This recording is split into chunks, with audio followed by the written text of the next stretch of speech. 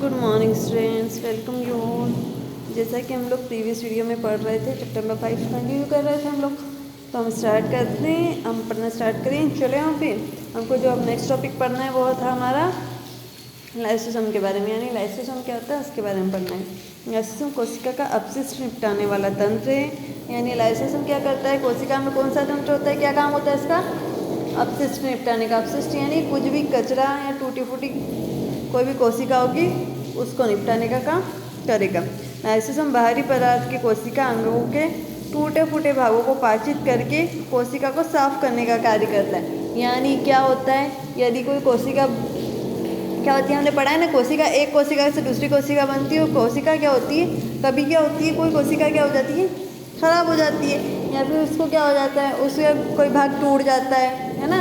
यानी पुरानी कोशिका अगर मृत हो जाती है तो ऐसी कोशिकाओं को बचाने का काम कौन करता है, लाइसोसोम करता है। कोशिका के अंदर आने वाले बाहरी पदार्थ जैसे बैक्टीरिया अथवा भोजन तथा पुराने अंगक लाइसोसोम में चले जाते हैं। जैसे कोशिका में आने वाले कौन कौन से बाहरी पदार्थ जो भी आते हैं, जैसे बैक्टीरिया हुआ, भोजन हुआ तथा पुराने अंगक, क्या के लिए, जिनको पचाना होता है, तो वो कहीं भी चले जाते हैं, लाइसोसोम में चले जाते हैं, जो उन्हें टुकड़े टुकड़े में तोड़ देता है। तो क्या करता है लाइसोसोम, क्या करता है, उनको टुकड़े टुकड़े में तोड़ देता है। लाइसोसोम में बहुत शक्तिशाली पाचनकारी एंजाइम होते हैं। अब लाइसोसोम किस तरह से कर पाते हैं सब, क्यों, क्योंकि उसमें कुछ एंजाइम्स होते हैं जो क्या करते हैं, इनको पचाने का काम करते हैं, जो सभी कार्बनिक पदार्थों को तोड़ सकते हैं, है ना। वो एंजाइम किस तरह से होते हैं, इतने मजबूत होते हैं, वो क्या करते हैं, सारे जो कार्बनिक पदार्थ होते हैं उनको भी तोड़ने में सक्षम होते हैं। कोशिकी चयापचय में व्यवधान के कारण जब कोई कोशिका क्षतिग्रस्त या मृत हो जाती है तो लाइसोसोम फट जाते हैं और एंजाइम अपनी ही कोशिकाओं को पाचित कर लेते हैं। अब क्या हो जाता है, जैसे लाइसोसोम का क्या काम है, क्या काम है उसका, क्या पढ़ा हमने, वो क्या करेगा, कोशिका को पचाने का काम करेगा। कौन सी, जो दूसरी कोशिका टूट फूट जाएगी।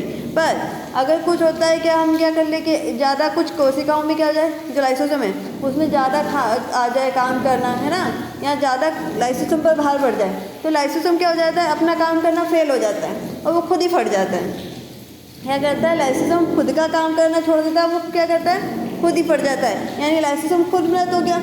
अब लाइसोसोम खुद मृत होने पर जो उसका एंजाइम है अंदर का, वो क्या करेगा, उसी को बचा लेगा।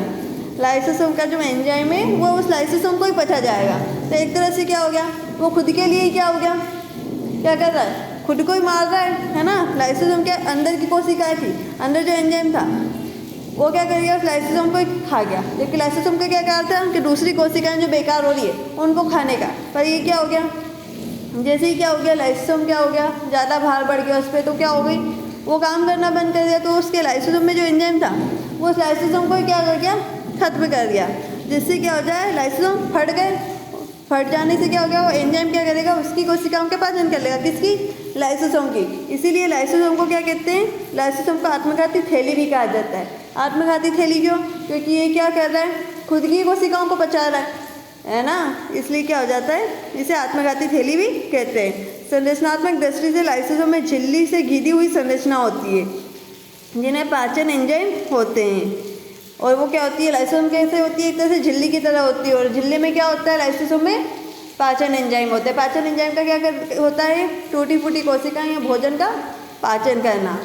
ठीक है, लाइसोसोम हो गया। अब लाइसोसोम के बाद नेक्स्ट टॉपिक जो दे रखा है हमको, वो देखा है माइटोकॉन्ड्रिया। माइटोकॉन्ड्रिया क्या होता है, माइटोकॉन्ड्रिया कोशिका का बिजली घर कहलाता है। इसे क्या कहते हैं, कोशिका का बिजली घर कहते हैं। बिजली घर से मतलब यानी कहीं ना कहीं इससे एनर्जी मिल रही होगी हमको, है ना।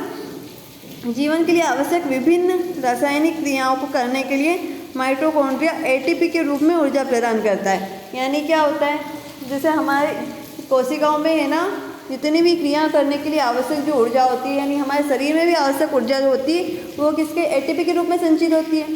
तो एटीपी के रूप में संचित क्या होती है, माइटोकॉन्ड्रिया में संचित होती है। और माइटोकॉन्ड्रिया भी पूरे शरीर को क्या करता है, ऊर्जा प्रदान करता है।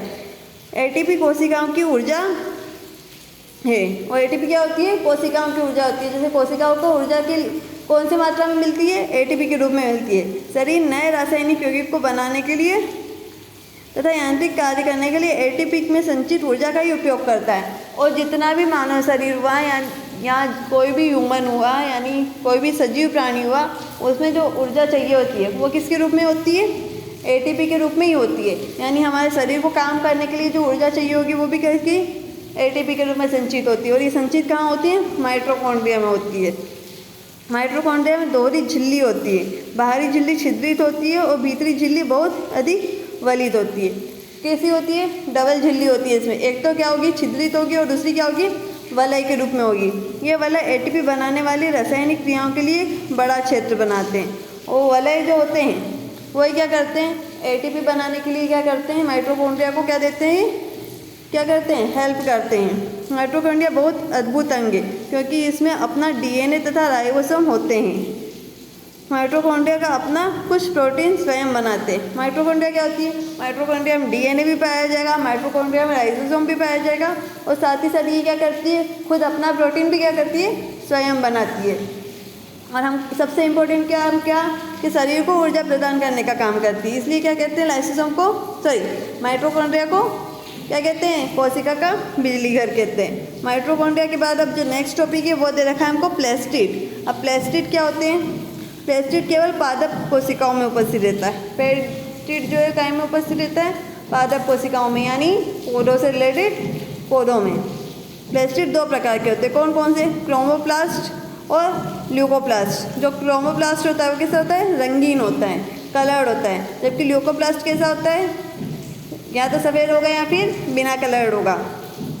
जिस प्लास्टिड में क्लोरोफिल वर्णक होते हैं उसे क्लोरोप्लास्ट कहते हैं।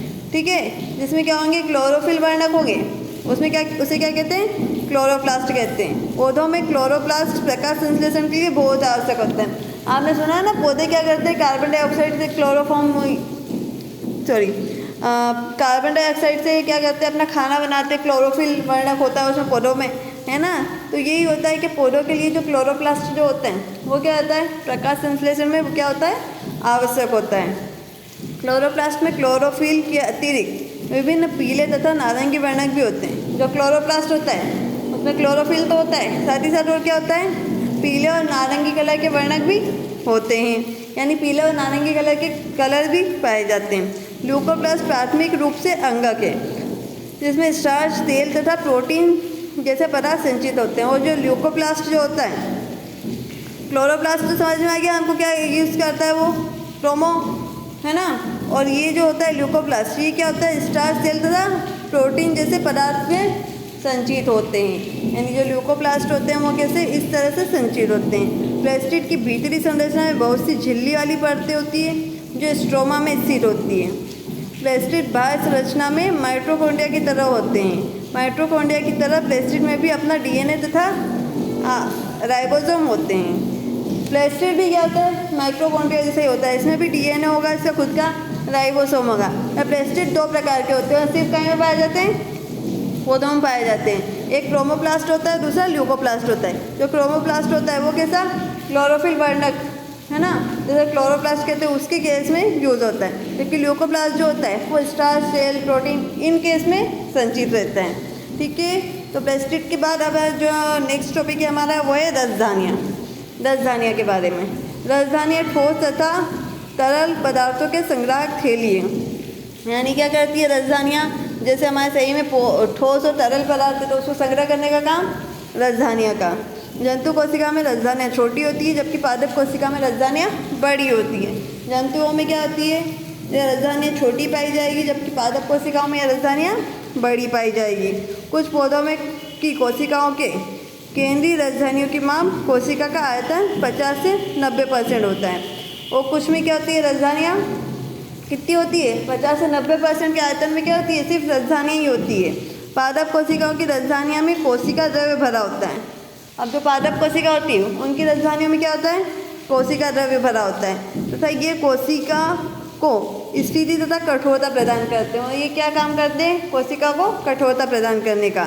पौधों के लिए आवश्यक बहुत से पदार्थ रसधानियाँ में स्थित होते हैं। और जो पौधों के लिए आवश्यक जो बहुत सारे पदार्थ होते हैं क्या में रसधानियों में ही प्रेजेंट होंगे। ये अमीनो अम्ल, शर्करा, विभिन्न कार्बनिक अम्ल तथा कुछ प्रोटीन होते हैं। ठीक है, ये अलग अलग क्या कहते हैं? पदार्थों को ही संचित रखते हैं। एक कोशिकीय जीव जैसे अमीबा की खाद्य रसधानी में उनके द्वारा उपभोग में लाए गए खाद्य पदार्थ होते हैं। और जो अमीबा जैसी एक कोशिकीय जीव होंगे उसमें क्या होंगे, जो उनके द्वारा खाद्य पदार्थ जो उपयोग में लिए जाते हैं वो कहीं में संचित करके रखते हैं। वो कहाँ पर, राजधानियों में। कुछ एक कोशिकीय जीवों में विशिष्ट राजधानियाँ अतिरिक्त जल तथा कुछ अपशिष्ट पदार्थों को शरीर से बाहर निकालने के लिए महत्वपूर्ण भूमिका निभाती है। जबकि कुछ जीव जो ऐसे होते हैं उसमें क्या करती है, ये राजधानियाँ क्या करती है, पानी को संचय करके रखना, अपशिष्ट पदार्थों को शरीर से बाहर निकालना, उस तरह के काम भी क्या करती है, राजधानियाँ करती है।